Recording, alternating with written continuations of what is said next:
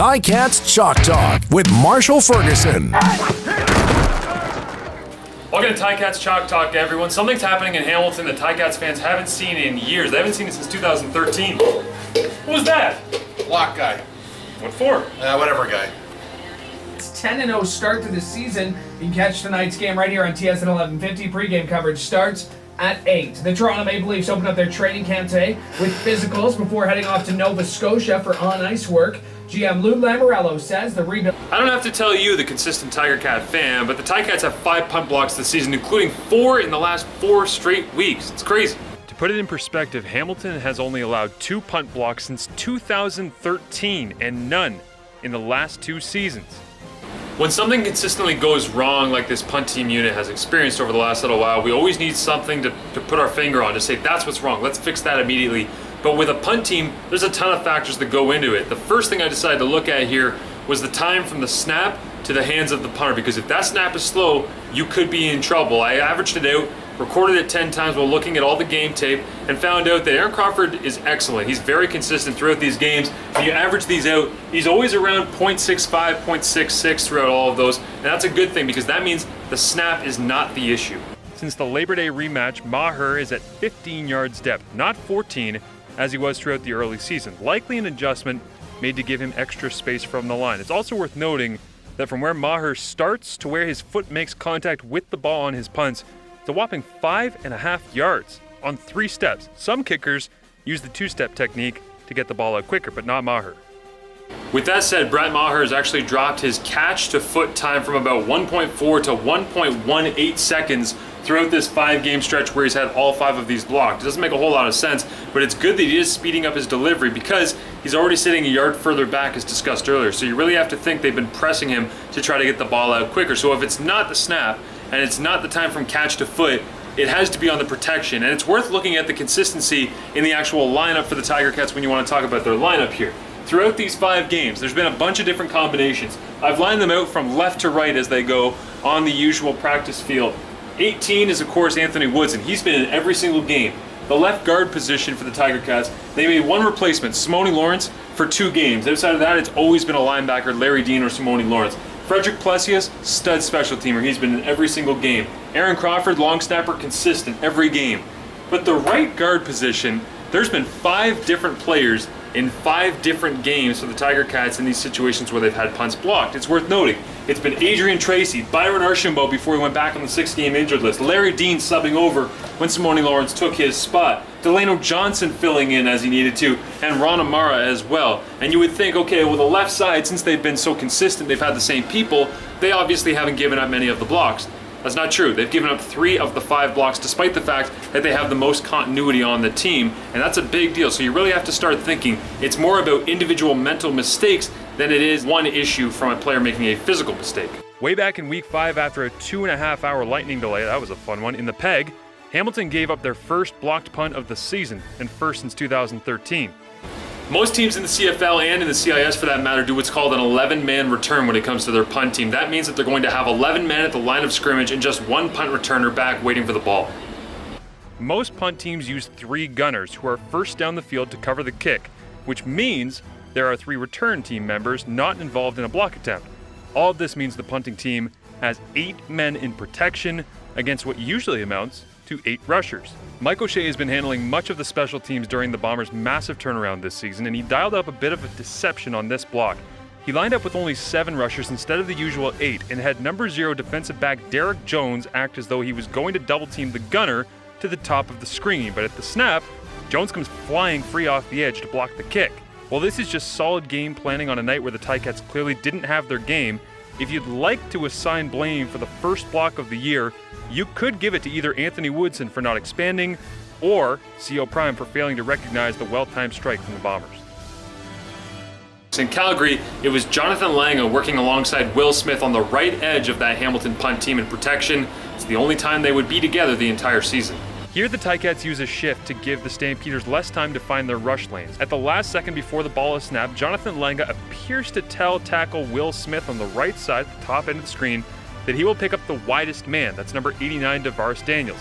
That would make Will Smith's responsibility the second widest man. However, Smith whiffs, and Langa does what's right to his credit. He picks up the man closest to the ball on the inside.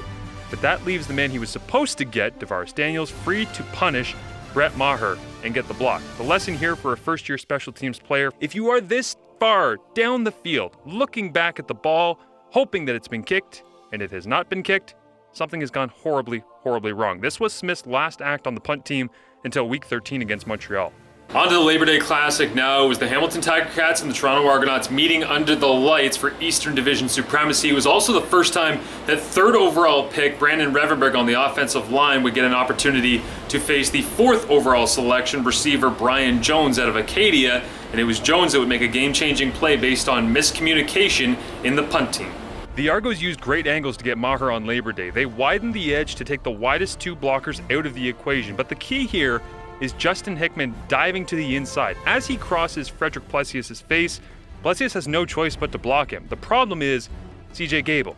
In his first game of 2016 playing the up back on punt team, he's responsible for the last line of defense, and he deems Hickman to be the biggest threat on this play, not realizing rookie receiver Brian Jones had a running start and an open lane thanks to Gable and Plessius both deciding to take Justin Hickman.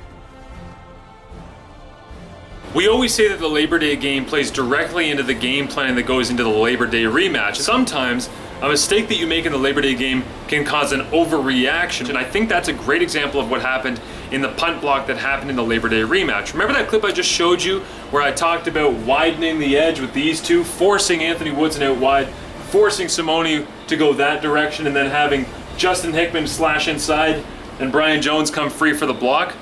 Get ready for a role reversal, because now you're going to have CJ Gable get confused, jump up, take the wrong man one more time. In the Labor Day rematch, Plessius and Gable were so concerned with making the same error they did days earlier against the Argos that they both decided to block Brian Jones this time, not Justin Hickman, and that left the ex-Tiger Cats defensive lineman free down the chute. The final block on this 4-game special teams horror show was a combination of game planning, intensity, recognition, and physicality. You got to be physical on the punt team no matter what. What the Alouettes did, they decided to take almost every single person on their line, the 8-man rush that every team uses in this league, they just bumped over one. They shifted everybody out wide. This 8th man out wide is going to end up being Deron Carter. But usually, he would be lined up right about here, just outside of the tackle. But they decided to bump everyone. And you're probably wondering, so why didn't the Tiger Cats decide to bump somebody over? That would have been Anthony Woodson as this back, because he has nobody to block on this edge. There's nobody there. At first, I wanted to roast Anthony Woodson. I thought, how do you not put a game plan adjustment in where you just take him, put him over here, and play with 18 right off the edge? Then you're perfectly protected. You go there, to there, to there, and everybody's safe. CO Prime can clean up the inside, and everything works as it should. Then I realized Kyle Graves, crafty Canadian, ex-quarterback out of Acadia, was actually showing like he was going to come. Even though Mike Daly was right here, he had to show like he was going to blitz. That kept Anthony Woodson backside, and if you don't think it did, check out his eyes. There's about a half a second on that game tape where Kyle Graves shows like he's going to come, and Anthony Woodson says, okay, then I'm going to stay here. Because he did that, it was just a numbers game, plain and simple. They shifted everybody over. They had one too many men coming off the edge, and that allowed Deron Carter to get in. The incredible part about this play is that the Ticats would have actually been okay if Rico Murray widened the edge, because Will Smith and long snapper Aaron Crawford, somewhere in that mess, both blocked 2 men each. But CO Prime and Rico Murray couldn't get that one last block on Deron Carter, and it led to a quick 6 the other way. The offensive line coming into this one, but the 2 sacks on second down have come from the right side, and another punt is blocked. Brett Maher had this one knocked down. That's the 4th week in a row the Ticats have had a blocked punt. It's Deron Carter at the 20, the 10, down the sideline. He's going to score. Shock at Tim Hortons Field. Listen, there are a lot of reasons, very specific football X's and O's, why I can explain to you that this guy didn't bump over, they didn't get coverage, they didn't swing a backside They don't matter. It's communication, it's knowing what your responsibility is, being assignment sound, and then just executing. That's the issue right now for the Hamilton Tiger Cats. That is what they are battling through in this 4-game stretch. It's unlike anything they have ever seen since Jeff Reinbold has been the special teams coordinator in 2013. And they're gonna just have to man up and fight their way through it, because the execution is right in front of you. The game plan adjustments are there, they're possible. They just have to figure it out. If you don't think that this is having a tangible effect on the way that games are being played out right now for the Tiger Cats, Keep in mind that right now this team is giving up 27 of a possible 35 points on the very first possession for teams after they block punts. It's touchdown, touchdown, touchdown, a field goal in Calgary, and a field goal against Toronto. Every other game, they've been able to stay clean, not get punts blocked. They're not giving up those short fields. They're not giving up those quick strike opportunities. They have to be able to prevent that against the Saskatchewan Roughriders on Saturday evening. I've got the call alongside Coach John Salavantis. We'll be out in Regina for you. Hope that you enjoy the call. Of course, it's going to be a 9:30 kickoff. I'm Marshall Ferguson for TSN 1150 Hamilton, and this has been Ticats Chalk Talk.